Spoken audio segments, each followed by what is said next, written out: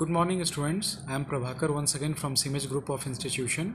Today we are going to scientific management approach given by F.W. Taylor or Frederick Winslow Taylor.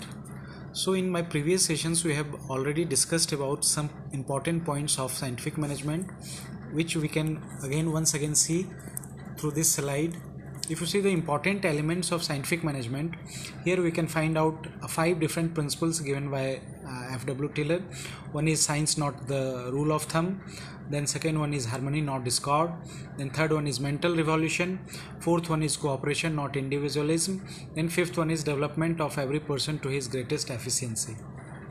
I am once again revising these points because these points are very important as far as exams are concerned. Science not the rule of thumb में उन्होंने बताया कि we need to go for scientific study of each and every process of organization. In another point, he has said about harmonious relations should be there as far as organization is concerned. And in third point, he is talking about mental revolution, means we need to develop changes in the mindset of workers and as far as employers. Means there should be a change in approach, attitude of both the parties for each other.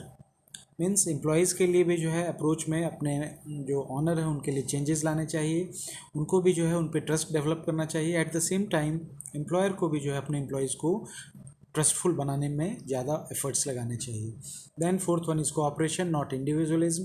Here F.W. Taylor साहब is talking about team spirit, team work. Then fifth one is development of every person to his greatest efficiency. Means in this principle he was trying to say about the establishment of proper filtration of candidates in terms of recruitment and selection, and at the same time he was talking about training, also training for all the employees.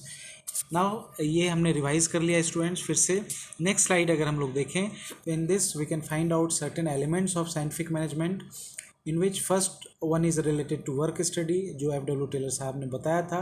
In my previous session also I have discussed about time study, motion study, method study and fatigue study. इसमें उन्होंने time study में he was very particular about all the organizational activities should be properly calculated as far as time is concerned, so that accuracy of time can be shifted to subordinates also. If a boss is directing to his subordinate for any assignment, then he should also know in how much time that work is going to be executed. At the same time worker को भी ये मालूम होना चाहिए कि इतने time में ये काम हो जाएगा. So that why he was relating this prospect as far as time study is concern. Then motion study का मतलब है he was emphasising to curtail the wastages of a time in prospect of motion. Means as the people were working on assembly lines, so for those assembly lines movements of the body parts which creates the wastages of time, उसको उन्होंने बोला कि कम करने की ज़रूरत है and उसके लिए उन्होंने मोशन स्टडी बताया. Then next was method study. इसमें उन्होंने बताया कि जो बेस्ट पॉसिबल मेथड्स हैं to do any assignment related to organizational activities that should be adopted, and after the research it should be finalized and it should be considered as SOP, means standard operating procedure. और last में उन्होंने fatigue study में उन्होंने बताया कि we need to take call on the fatigue of employees. Means if the employees are becoming tired of doing any assignment on regular practice, then in that prospect we need to introduce the intervals also, time breaks also, and based on that time breaks they can again refresh themselves and फिर से वो सही productivity दे सकते हैं. Next जो element था वो था standardisation of tools and equipment. इस पे F.W. टेलर साहब ने काफ़ी जोर दिया कि there should be one standardisation of tools and equipments जो कि प्रोडक्शन लाइन में हम लोग यूज़ कर रहे हैं, और सबसे इम्पॉर्टेंट टूल्स एंड इक्विपमेंट जो कि सबसे इफेक्टिवली प्रोडक्टिविटी को इंक्रीज करने में मदद करता है, that standard should be set in each and every factory और organization so that we can effectively use the tools and techniques and equipments in proper manner, और उस स्टैंडर्ड फॉर्म से जो है हम सही प्रोडक्टिविटी गेन कर सकते हैं. Then he said about scientific selection, placement and training also.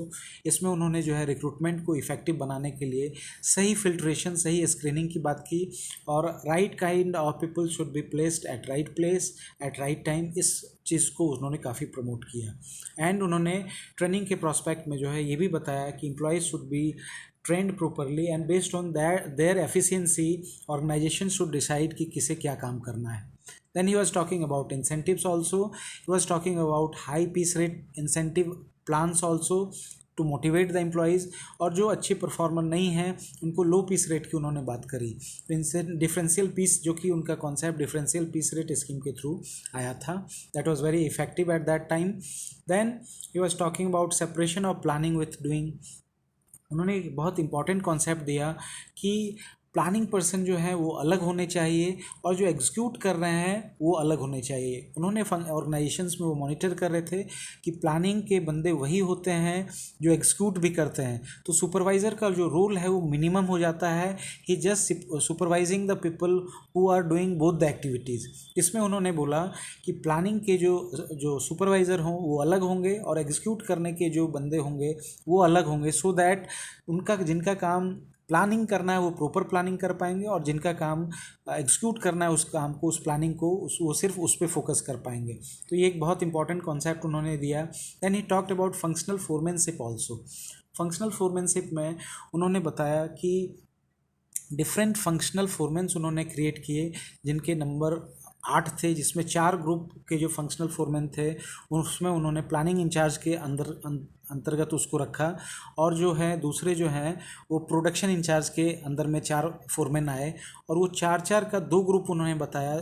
जो 4 ग्रुप था जिसमें कि रूट कलर थे, उसके बाद जो थे उसमें टाइम एंड कॉस्ट कलर थे, उसके बाद इंस्ट्रक्शन कार्ड कलर थे और डिसिप्लिनरियन जो थे उनको उन्होंने एक ग्रुप में प्लानिंग इंचार्ज के ग्रुप में रखा. और एक जो एग्जीक्यूशन टीम थी जिसको प्रोडक्शन इंचार्ज के ग्रुप में जिन फंक्शनल फोरमैन्स को रखा उसमें गैंग बॉस थे, स्पीड बॉस थे, मेंटेनेंस बॉस थे और इंस्पेक्टर थे जो क्वालिटी इंस्पेक्टर थे, उसको अलग ग्रुप में रखा. तो उन्होंने इस टाइप से, और ये सभी मिल के जो है एक एम्प्लॉई को जो है इंस्ट्रक्शंस दे सकते हैं. तो उन्होंने नंबर ऑफ बॉसेस की भी वहाँ पे चर्चा की जो कि हेनरी फ्यूल के यूनिटी ऑफ कमांड से जो है कॉन्सेप्ट यहाँ पे अलग गया, क्योंकि हेनरी फ्यूल साहब ने यूनिटी ऑफ कमांड में सिंगल बॉस और सिंगल इंस्ट्रक्शन की बात करी है. यहाँ पे एफ.डब्ल्यू. टेलर साहब ने मल्टीपल बॉसेस से इंस्ट्रक्शन लेने की बात करी है. देन लास्ट जो है उनका पॉइंट मेंटल रिवॉल्यूशन रहा, जिसमें हमने पहले भी बात किया हुआ है कि एम्प्लॉयर और एम्प्लॉय जो है अपने एटीट्यूड में चेंजेस लाएंगे तभी जाके सही यूटिलाइजेशन ऑर्गेनाइजेशन में मैन पावर का होगा. आई होप मैं स्टूडेंट्स कि थ्रू दिस हमने एफ.डब्ल्यू. टेलर साहब को evolution of management thought process के स्टेप में क्लासिकल अप्रोच में पहले इनको पढ़ लिया. Thank you so much students.